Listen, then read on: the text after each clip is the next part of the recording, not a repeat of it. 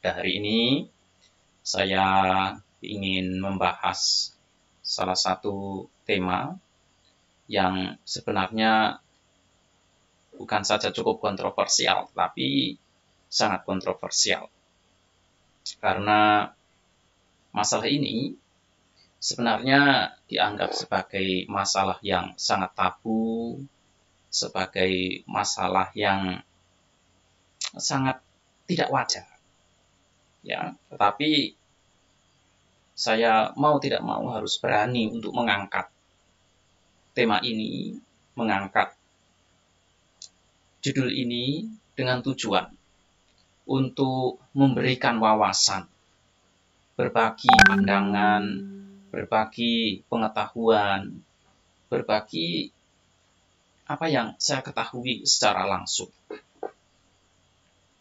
Ya, karena selama ini pencapaian kesucian di kalangan para perumah tangga atau bahkan di kalangan umat Buddha itu dianggap sebagai sesuatu yang wow, luar biasa sekali, dan bahkan karena saking luar biasanya banyak yang beranggapan, banyak yang berpikir bahwa pencapaian tersebut sangat tidak memungkinkan. Pencapaian tersebut kemudian dianggap hanya mengada-ada saja, karena salah satu alasannya adalah Dhamma ini sudah tidak semurni dahulu lagi ketika Sang Buddha masih hidup. Artinya, sehebat apapun orang praktek di era sekarang ini, tidak akan memberikan dampak secara langsung terhadap pemurnian batin. Sehebat apapun seseorang berjuang, tidak akan memberikan kebebasan dalam kehidupan sekarang ini juga. Ini adalah pandangan orang-orang yang apatis. Ini adalah pandangan orang-orang yang pesimis. Ini adalah pandangan orang-orang yang tidak memiliki keyakinan terhadap Dhamma. Tidak memiliki keyakinan terhadap praktik, juga tidak memiliki keyakinan terhadap diri sendiri. Perlu dipahami bahwa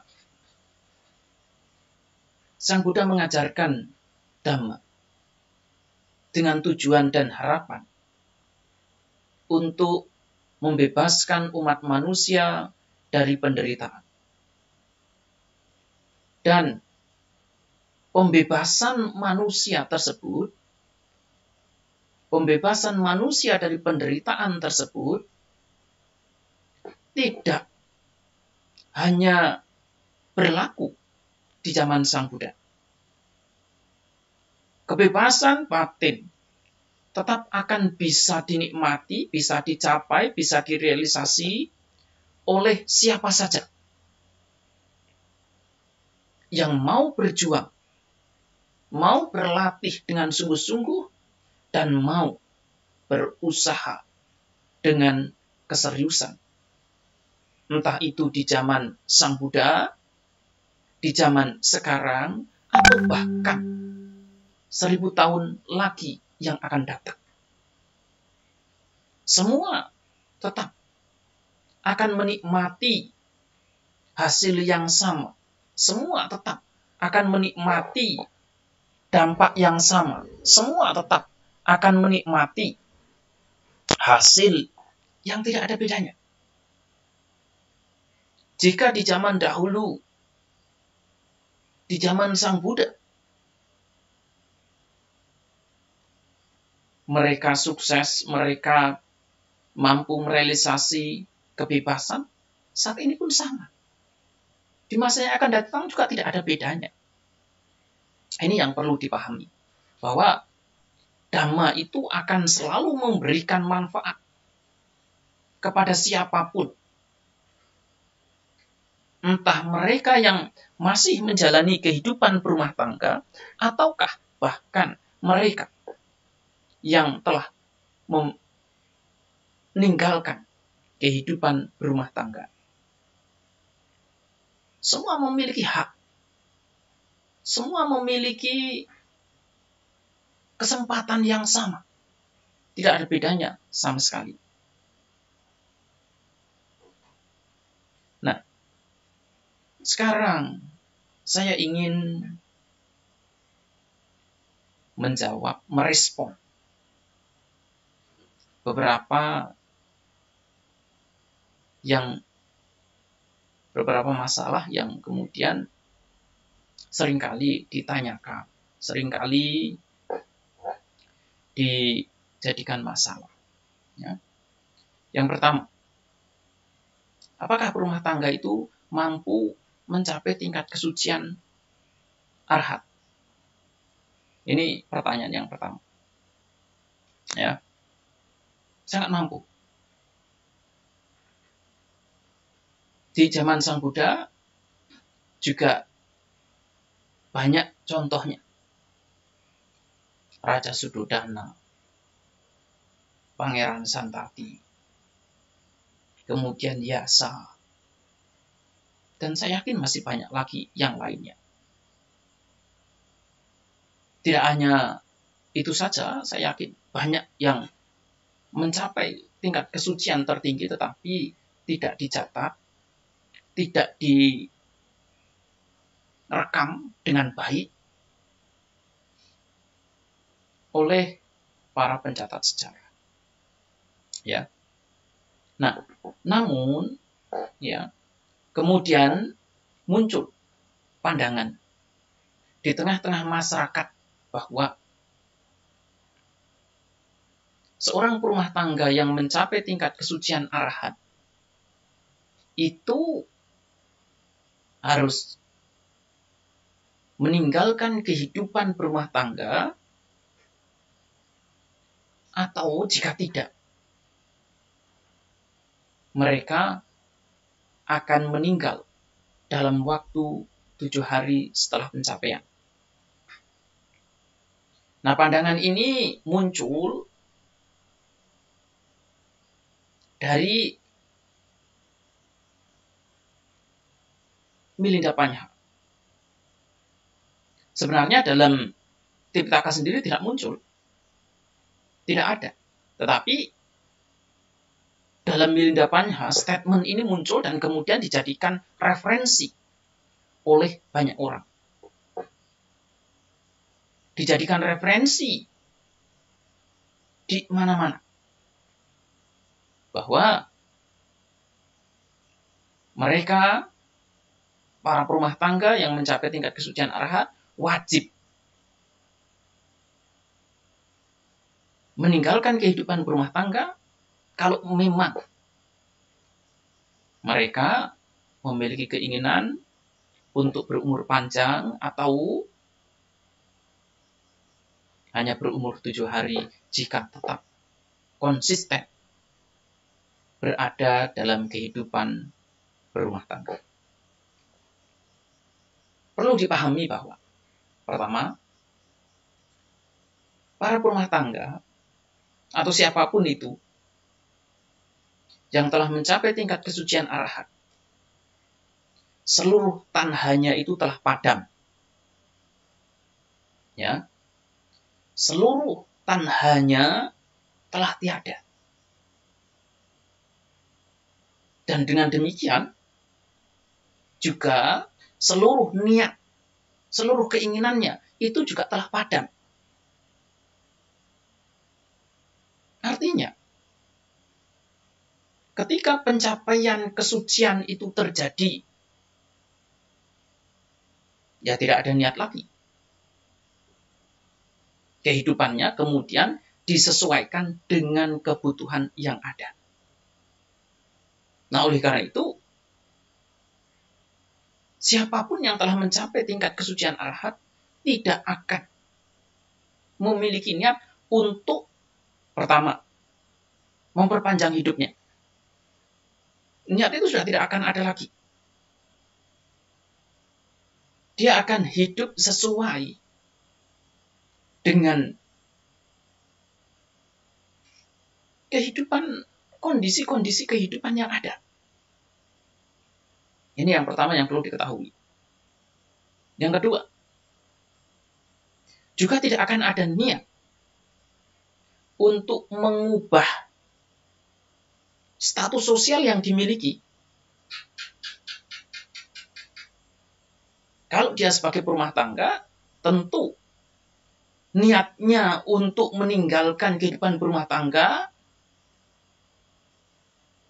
untuk menjadi biku, untuk menjadi petapa, menjadi samana, itu juga tidak ada.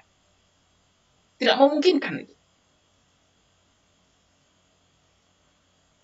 Karena bahwa tanhanya itu telah putus. Dan bahwa tanha inilah yang kemudian membuat orang ingin memiliki posisi beginilah, status seperti itulah, dan sebagainya.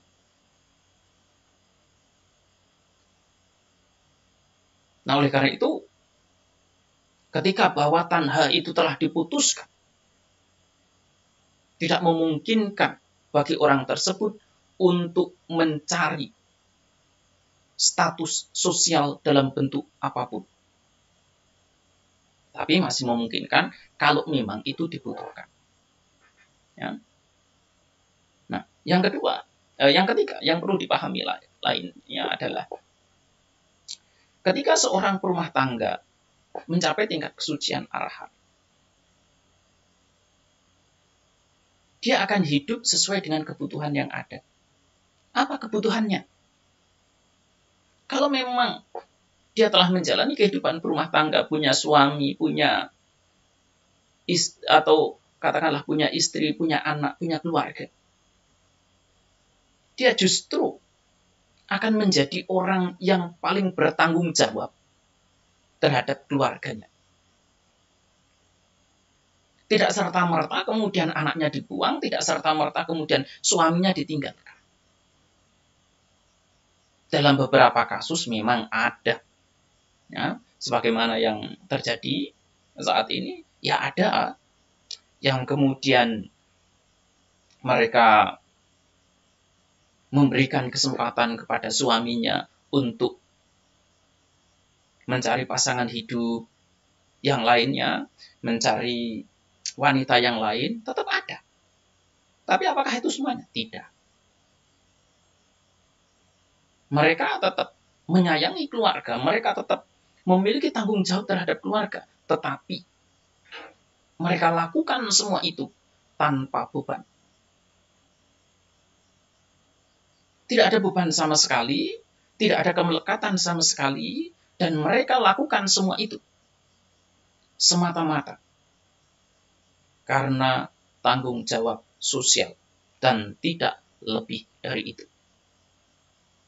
Semata-mata untuk membuat mereka tetap bisa menjalani kehidupan sebagaimana apa adanya. Ketika mereka tetap menjalani kehidupan berumah tangga, apakah mereka akan melakukan hubungan seksual dengan pasangan hidup mereka? Ya itu tergantung mereka saja. Tetapi kebencian, ketidaksukaan untuk melakukan hubungan seksual itu juga tidak akan ada. Tidak memungkinkan juga. Keinginan untuk melakukan hubungan seksual itu juga tidak ada. Banyak yang berpendapat bahwa bahkan ketika seorang perumah tangga telah mencapai tingkat kesucian anagami, mereka kemudian menjalani kehidupan selibat. Oleh karena itu, ketika sudah menjadi arahat, apalagi tidak memungkinkan untuk melakukan hubungan seksual misalnya. Banyak di antara para perumah tangga yang mencapai tingkat kesucian arahat, mereka tidak bilang pada pasangan hidup mereka. Mereka diam saja. Mereka menjalani kehidupan seperti normalnya. semua dijalankan sebagaimana kehidupan mereka sehari-hari. Tetap bercanda dengan pasangan hidup mereka, tetap bekerja sebagaimana kebiasaan mereka, tetap melakukan aktivitas keseharian sebagaimana yang telah mereka lakukan. Tidak ada perubahan apa-apa yang sangat signifikan, spesial, dan sebagainya. Hanya saja, kalaupun ada perubahan, perubahan itu adalah mereka semua menjalani kehidupan mereka dengan tanpa beban. Ini yang perlu digarisbawahi. Ya. Nah, oleh karena itu, kalaupun pasangan hidup mereka masih membutuhkan untuk melakukan hubungan seksual, mereka masih bisa melayani dengan baik. Tanpa perlu harus membenci atau mencari-cari. Karena itu juga tidak memungkinkan bagi mereka. Nah, di sini mereka semua hanya menjalankan tugas dan tanggung jawab, tidak lebih dari itu. Karena mereka sudah berada dalam kondisi semacam itu, sudah terikat dalam kehidupan sosial yang semacam itu, mereka tidak akan lari. Mereka tidak akan kemudian meninggalkan begitu saja. Kalau ditinggalkan begitu saja, bagaimana dengan anak-anak mereka? Bagaimana dengan tugas dan tanggung jawab yang telah mereka miliki? Telah mereka emban. Nah, ketika seseorang beranggapan bahwa seorang rumah tangga yang telah mencapai tingkat kesucian arhat, kemudian perlu meninggalkan kehidupan berumah tangga dan meninggalkan apapun yang mereka miliki. Entah itu anak, entah itu suami, pasangan hidup, atau keluarga mereka. Dan kemudian diam di wihara, tinggal di wihara, tanpa melakukan kegiatan ini atau itu. Nah, kondisi semacam inilah sebenarnya, pandangan-pandangan semacam inilah yang kemudian membuat Max Weber mengambil sebuah kesimpulan bahwa agama Buddha itu adalah agama yang antisosial. Karena apa? Karena para arahat itu hanya diam. Ya, karena para arahat itu kemudian menjadi orang-orang yang selfish. Karena para arahat itu kemudian menjadi orang-orang yang membuang keluarga mereka. Padahal dalam kenyataannya tidaklah seperti itu. Mereka justru menjadi orang yang sangat bertanggung jawab terhadap keluarga mereka. Bertanggung jawab tetapi tanpa beban. Menyayangi tetapi tanpa kemelekatan. Dan mereka lah yang kemudian mampu menciptakan kedamaian, ketenangan, kenyamanan dalam kehidupan mereka sehari-hari. Mereka lah yang mampu menciptakan surga dalam kehidupan berumah tangga, tepat dalam kehidupan sekarang ini juga, dan tidak perlu menunggu hingga dalam kehidupan yang akan datang. Anak-anak dan keluarga mereka adalah orang-orang yang terkena dampak secara langsung dari padamnya keserakahan, padamnya kebencian, dan padamnya kebodohan batin. Ya, jadi pencapaian kesucian itu sebenarnya adalah pencapaian perubahan persepsi. Karena keserakahan, kebencian, dan kebodohan itu hanyalah persepsi, tidak apa-apa. Persepsi yang telah kita bentuk. Saya tidak ingin menjamah sampai dalam kehidupan-kehidupan yang lampau. Karena saya tidak memiliki kemampuan secara langsung tentang kehidupan lampau. Tetapi saya memiliki kehidupan secara langsung terhadap apa yang terjadi dalam kehidupan sekarang ini.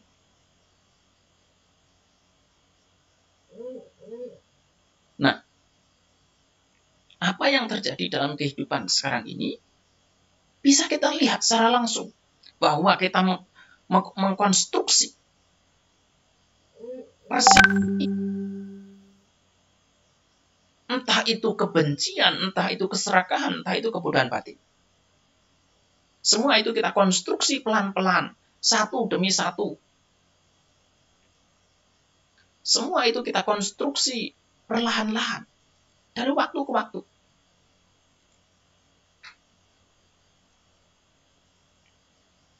Ada waktunya kebencian kita akumulasi sedemikian hebat. Ada waktunya keserakahan kita kumpulkan begitu hebat.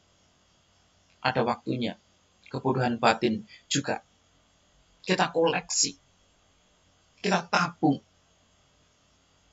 sedemikian rupa sehingga begitu sekarang kita sadar, kita kaget melihatnya. Sang Buddha mengatakan bahwa sejatinya, sesungguhnya batin kita ini murni, batin kita ini cemerlang, batin kita ini bersih.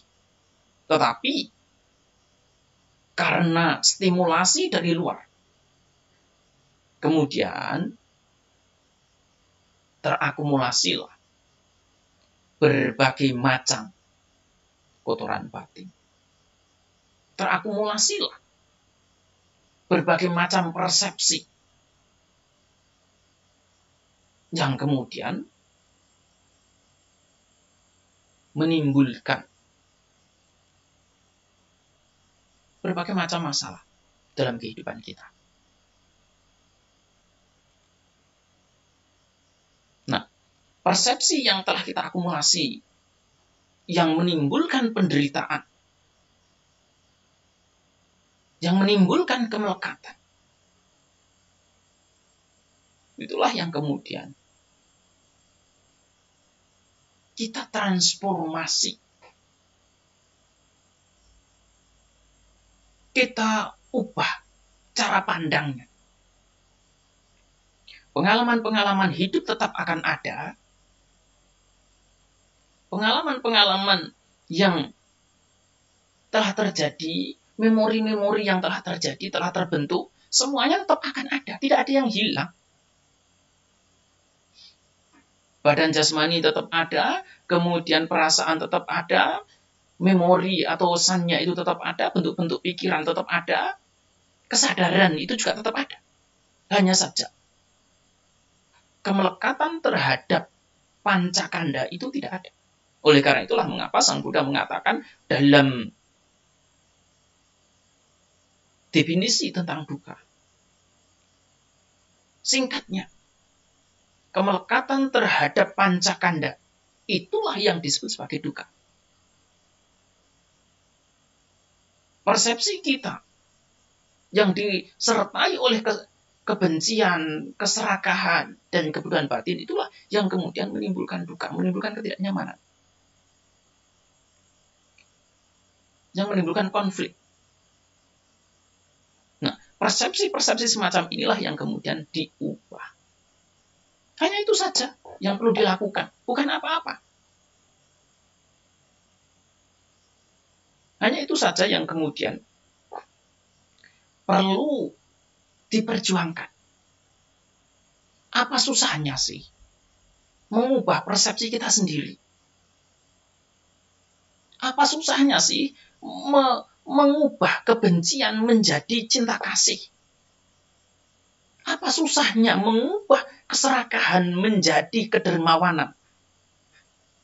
Dan apa susahnya mengubah kebodohan batin menjadi kebijaksanaan? Itu semua adalah milik kita sendiri. Itu semuanya adalah bagian dari kehidupan kita sendiri. Mengapa kita tidak punya power? Mengapa kita tidak punya kekuatan? Mengapa kita tidak punya kemampuan untuk mengubah semua itu? apakah kebencian, apakah keserakahan, apakah kebodohan batin yang ada dalam diri kita ini permanen, kekal, tidak bisa diubah, sehingga kita ini merasa bahwa keserakahan, kebencian, dan kebodohan batin itu tidak memungkinkan untuk dipatahkan, untuk dihancurkan, untuk dilenyapkan. Nah, cobalah mari kita semuanya melihat ke dalam. Melihat diri kita masing-masing. Kalau memang kita merasa tidak mampu,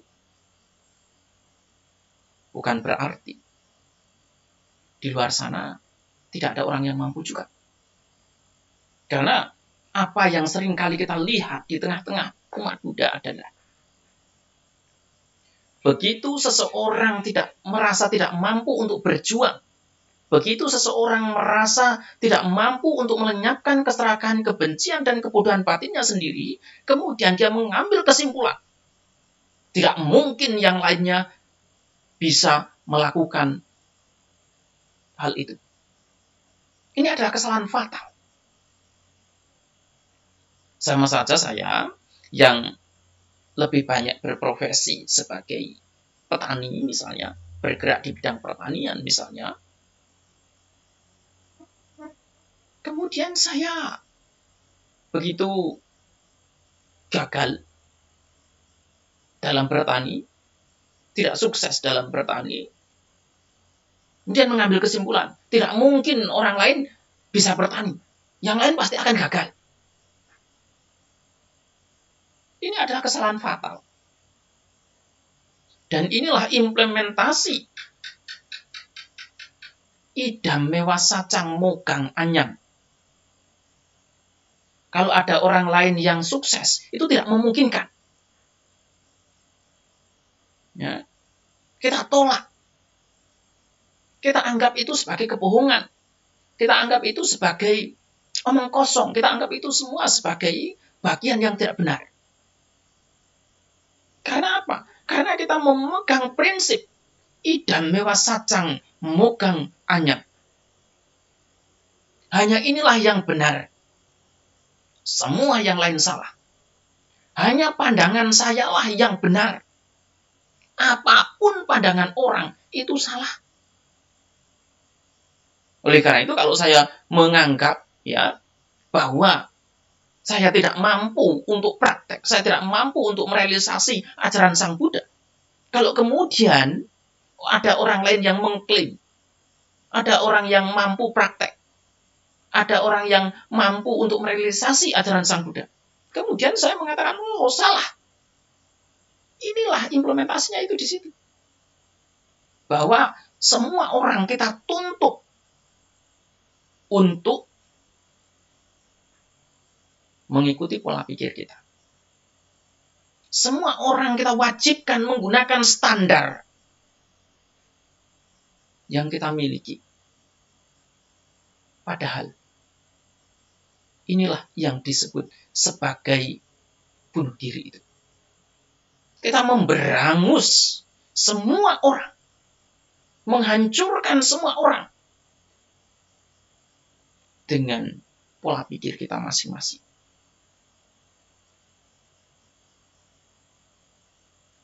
Karena kita merasa tidak mampu, oleh karena itu tidak mungkin ada orang lain yang mampu. Karena kita merasa sulit, karena kita merasa tidak bisa, kemudian kita menganggap bahwa semua orang lain pasti akan mengalami kesulitan, semua orang lain pasti akan tidak bisa. Ini kesalahan fatal. Ya. Saya tidak fasih, tidak mengerti, tidak paham tentang accounting. Tapi apakah kemudian saya harus mengklaim bahwa semua orang juga tidak bisa accounting? Ini kesalahan besar, kesalahan fatal. Nah, oleh karena itu, dalam praktek, kalaupun kita tidak mampu banyak orang lain yang berjuang dengan sungguh-sungguh, banyak orang lain yang berjuang dengan serius, banyak orang lain yang berlatih dengan sungguh-sungguh, kemudian sukses, kemudian mampu untuk mencapai, untuk merealisasi apa yang layak direalisasi oleh umat manusia. Dan kalau sekali lagi sebagai perumah tangga yang mereka akan menikmatinya.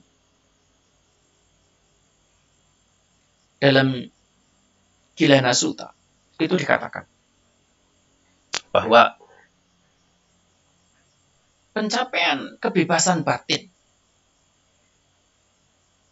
yang dinikmati, direalisasi oleh perumah tangga itu tidak ada bedanya dengan pencapaian kesucian, pencapaian kebebasan batin yang direalisasi oleh para biku, oleh mereka yang menjadi petapa. Mungkin ini adalah satu-satunya referensi dalam Tipitaka yang menyebutkan tentang pencapaian kesucian rumah tangga secara langsung, ya. Dan dari kalimat ini sebenarnya disampaikan sendiri oleh Sang Buddha. Kita bisa melihat kalau memang sama, ya, tidak ada bedanya. Yang menjadi pertanyaannya kemudian mengapa harus meninggalkan kehidupan berumah tangga? Kalau memang itu sama, kecuali kalau memang itu berbeda, barulah kemudian mereka perlu meninggalkan kehidupan berumah tangga agar situasinya sama. Sangat jelas dalam Gilana Sutta, ada dalam Sotapati Samyutta itu, di Samyutta Nikaya. Sang Buddha dengan sangat jelas mengatakan bahwa pencapaian kebebasan batin yang dinikmati, yang dimiliki, yang direalisasi oleh perumah tangga itu tidak ada bedanya dengan pencapaian kesucian, pencapaian kebebasan batin yang direalisasi dan dinikmati oleh mereka yang meninggalkan kehidupan Mabacita, kehidupan monastik. Lalu bagaimana dengan pertanyaan atau statement yang disampaikan oleh Sang Buddha ketika Sang Buddha itu ditanya oleh Wacakota? Ya, suatu ketika Wacakota itu menghadap Sang Buddha dan dia bertanya, Bante, adakah perumah tangga yang tanpa meninggalkan belenggu kerumah tanggaan Gihi Samyojana pada saat hancurnya jasmani telah mengakhiri penderitaan atau mencapai tingkat kesucian terakhir? Sang Buddha mengatakan, Waca, tidak ada perumah tangga yang tanpa meninggalkan belenggu kerumah tanggaan Gihi Samyojana pada saat hancurnya jasmani telah mengakhiri penderitaan. Nah, ini perlu dipahami bahwa yang dimaksud di sini adalah belenggu kehidupan berumah tangga. Dia masih terbelenggu dengan kehidupan berumah tangga. Sebenarnya tidak hanya terbelenggu oleh kehidupan berumah tangga. Sekalipun seseorang telah meninggalkan kehidupan berumah tangga menjadi petapa, kalau dia masih terbelenggu dengan kehidupan kewiharaannya, ya tidak mungkin mencapai kebebasan dari penderitaan. Tidak mungkin mengakhiri penderitaan, tidak mungkin. Kenapa? Dia masih terbelenggu. Nah, oleh karena itu, Gihi Samyojana itu perlu dipahami sebagai kemelekatan, keterikatan terhadap kehidupan berumah tangga. Nah, sementara mereka yang mencapai tingkat kesucian terakhir menjadi arahat, itu mereka tidak memiliki kemelekatan, tidak memiliki keterikatan. terhadap kehidupan berumah tangga. Mereka lakukan semua aktivitas sesuai dengan kebutuhan. Mereka lakukan kehidupan mereka tanpa dibuat-buat. Adanya begitu, dijalani seperti itu. Selesai. Nah, disinilah sebenarnya, kalau memang kita mau mengimplementasikan yata butanya nadasana itu, mereka tidak komplain, tidak protes, tidak menghakimi bahwa kehidupan berumah tangga itu jelek, bahwa kehidupan berumah tangga itu rendah, bahwa kehidupan berumah tangga itu hina, bahwa kehidupan berumah tangga itu banyak rintangan dan sebagainya. Mereka tidak menghakimi seperti itu.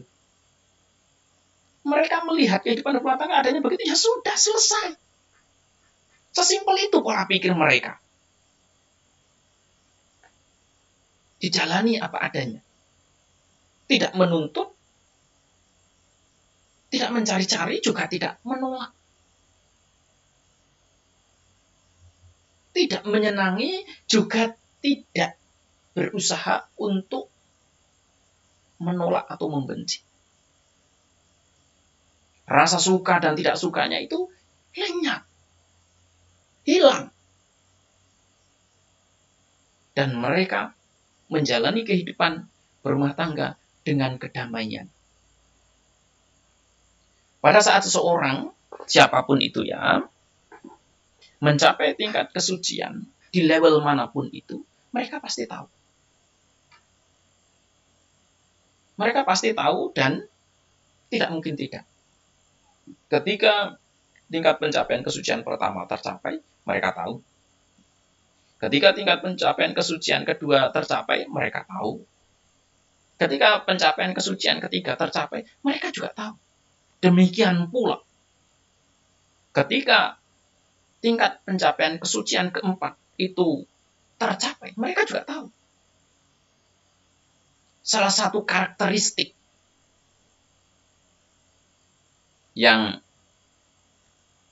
dimiliki oleh mereka yang telah menyelesaikan tugas dan prakteknya adalah mereka tahu bahwa mereka sudah tidak butuh untuk praktek lagi. Mereka tahu bahwa praktek mereka telah selesai. Mereka tahu bahwa mereka telah memutuskan seluruh duka. Mereka tahu bahwa samsara tidak mungkin diperpanjang lagi. Nah, ada yang beranggapan bahwa ketika mereka mengatakan tentang pencapaian kesucian, itu dianggap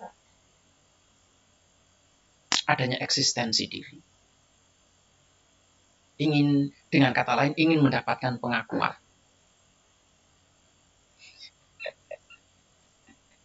Ini adalah pola pikir orang-orang yang masih terjebak dalam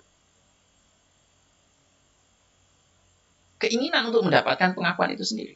Sementara orang-orang yang telah memutuskan bahwa tanhanya tidak mungkin punya keinginan untuk mendapatkan pengakuan dari siapapun itu.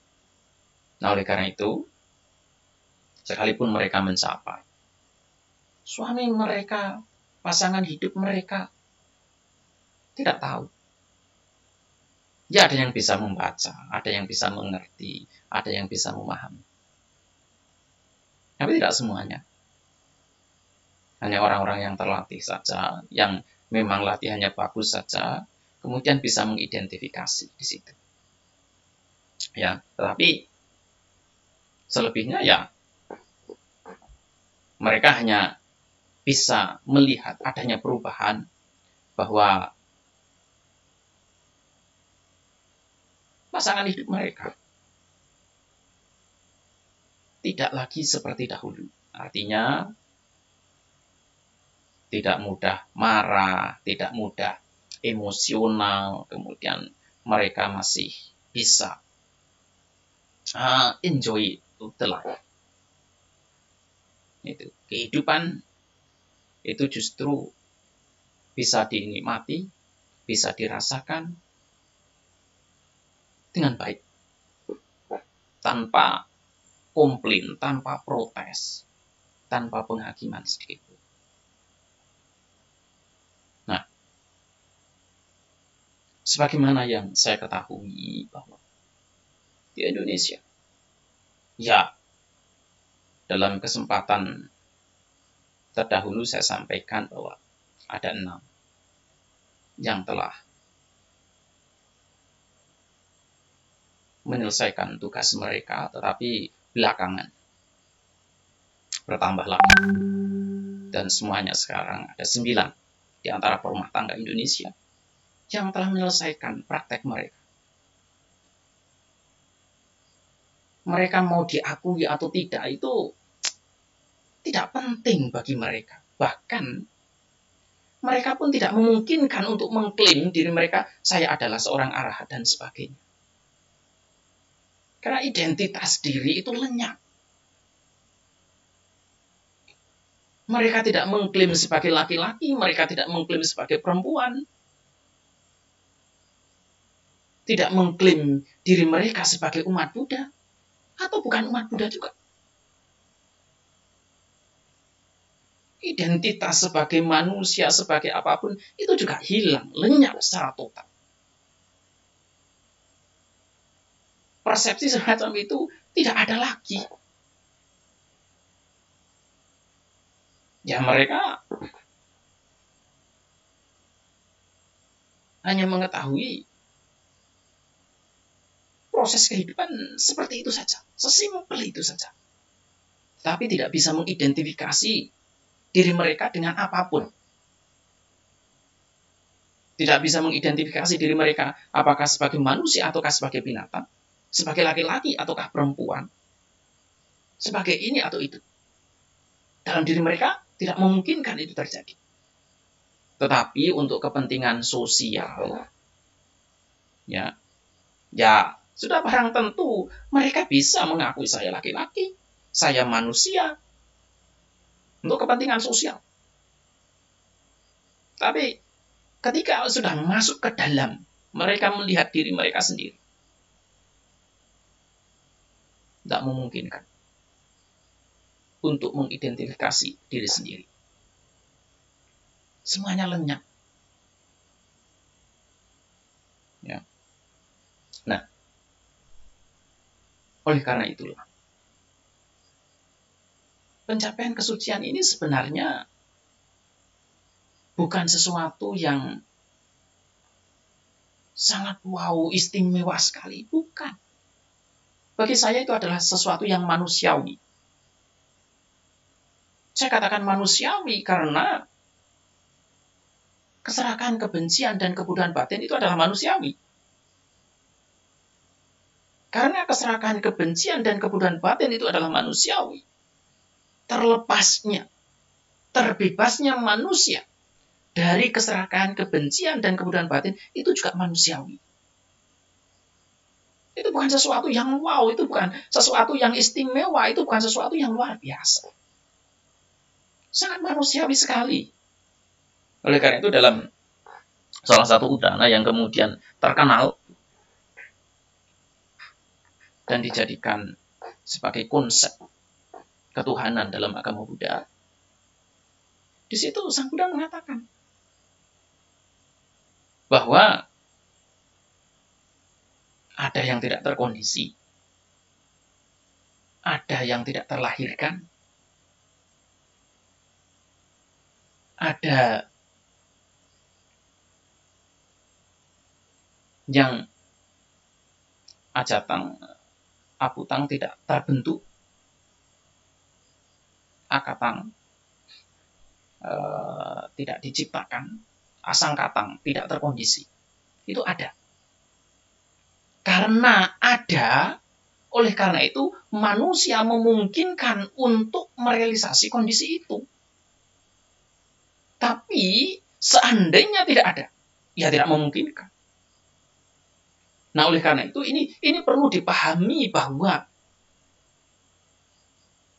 keadaan itu adalah manusiawi. Sangat-sangat manusiawi. Normal, wajar untuk dialami oleh manusia. Hal yang lumrah untuk dialami oleh manusia. Tidak ada yang istimewa. Nah, oleh karena itulah, ya, sekali lagi perlu dimengerti bahwa ini hanya perubahan pola pikir, perubahan persepsi, perubahan cara pandang. Kalau itu hanyalah perubahan persepsi, perubahan pola pikir, perubahan cara pandang, apa susahnya sih sebenarnya untuk merealisasi hal itu?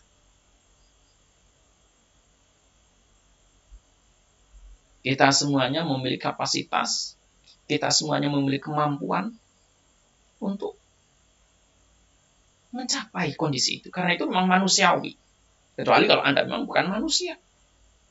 Kalau memang Anda tidak memiliki keserakahan, tidak memiliki kebencian, tidak memiliki kebudayaan batin, tidak memungkinkan untuk terbebas dari keserakahan, kebencian, dan kebudayaan batin. Tetapi, selama kita ini memiliki keserakahan, memungkinkan bagi kita untuk terbebas dari keserakahan. Ketika kita memiliki kebencian, kita memungkinkan untuk terbebas dari kebencian. Karena kita memiliki kebodohan batin, kita pun punya potensi dan memungkinkan bagi kita untuk terbebas dari kebodohan batin. Ya. Nah, oleh karena itu, tidak perlu diragukan lagi sebenarnya tentang pencapaian kesucian yang memang bisa dinikmati oleh para perumah tangga. Tingkat kesucian arahat sekalipun ya bisa dinikmati oleh perumah tangga. Tidak perlu sampai mereka harus meninggalkan kehidupan rumah tangga. Ketika mengatakan bahwa mereka itu para perumah tangga yang telah mencapai tingkat kesucian arahat wajib menjadi petapa, menjalani kehidupan monastik, meninggalkan kehidupan berumah tangga. Ini tidak ada bedanya dengan mengatakan bahwa nibbana itu hanya bisa dinikmati. Kebebasan dari keserakahan, kebodohan batin, dan kebencian itu hanya bisa dinikmati oleh mereka yang menjalani kehidupan monastik. Mereka yang menjalani kehidupan berumah tangga tidak punya hak sama sekali untuk menikmatinya. Sekalipun mereka mampu mencapai, mereka tidak mempunyai hak untuk menikmatinya. Mereka tidak punya hak untuk hidup bersama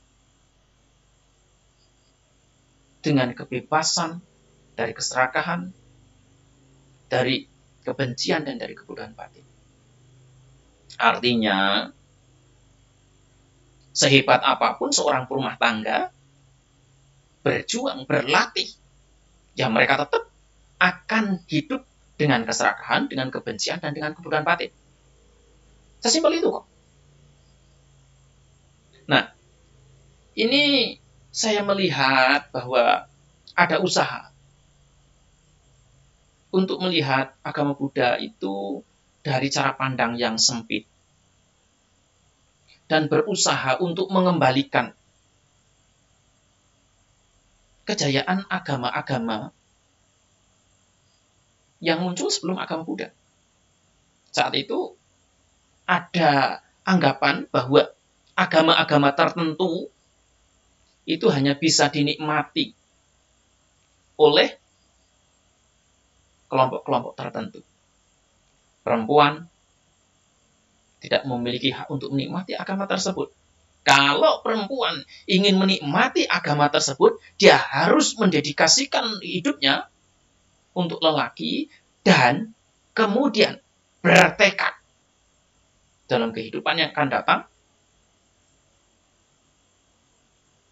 terlahir sebagai lelaki.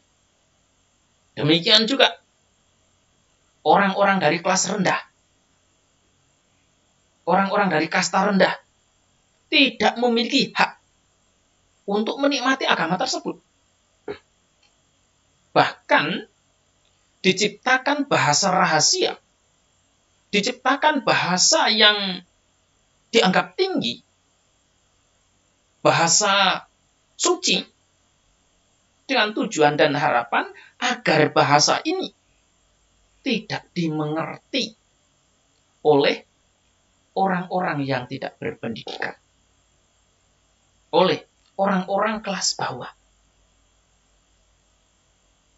Sehingga ajaran agama tersebut bisa hanya dinikmati oleh mereka yang terpelajar, orang-orang di kelas tinggi. Nah, oleh karena itu, ketika kita berusaha untuk mengatakan bahwa seorang perumah tangga yang telah mencapai tingkat kesucian arahat wajib meninggalkan kehidupan perumah tangga. Karena kalau tidak, mereka akan meninggal dalam 7 hari. Ini sama saja seperti mengembalikan kejayaan agama yang muncul sebelum agama Buddha. Prinsip-prinsip itu kita bawa dalam agama Buddha dan kemudian kita terapkan. Bahwa nibbana itu, kebebasan batin itu hanya bisa dinikmati secara eksklusif oleh mereka yang telah menjalani kehidupan monastik. Selebihnya, no. Selebihnya tidak mungkin, tidak bisa, tidak punya hak. Sama seperti itu. Itu. Ya. Nah, pada kenyataannya mereka yang telah terbebaskan batinnya, mereka hidup cukup lama. Ada yang hampir 1 tahunan, ada yang lebih dari itu, ada yang beberapa bulan hingga sekarang ini. Dan mereka masih hidup. Semuanya melampaui 7 hari, tidak ada yang meninggal satupun. Mereka menjalankan kehidupan mereka secara normal, apa adanya. Tidak perlu dibuat-buat atau direkayasa. Ya. Nah, oleh karena itu, banyak pandangan yang sebenarnya perlu diluruskan. Banyak pandangan yang sebenarnya perlu diberikan penjelasan agar agama Buddha tidak dipahami secara sempit. Hanya menurut perspektif mereka saja. Tapi kita harus terbuka untuk semua kemungkinan. Ya. Nah, bagi mereka yang memang tertarik untuk prakteklah dengan sungguh-sungguh. Berjuanglah dengan baik. Tidak perlu khawatir, tidak perlu takut. Nanti kalau saya mencapai kesucian arahat, bagaimana dengan keluarga saya? Bagaimana dengan anak saya yang masih kecil? Bagaimana dengan suami saya? Bagaimana dengan bisnis saya? Tak perlu khawatir. Semua dijalani dengan baik, tetapi tanpa sedikit pun beban dalam batin. Tanpa sedikit pun kemelekatan dalam batin mereka. Mereka menjalankan kehidupan sesuai dengan kewajiban sosial yang ada.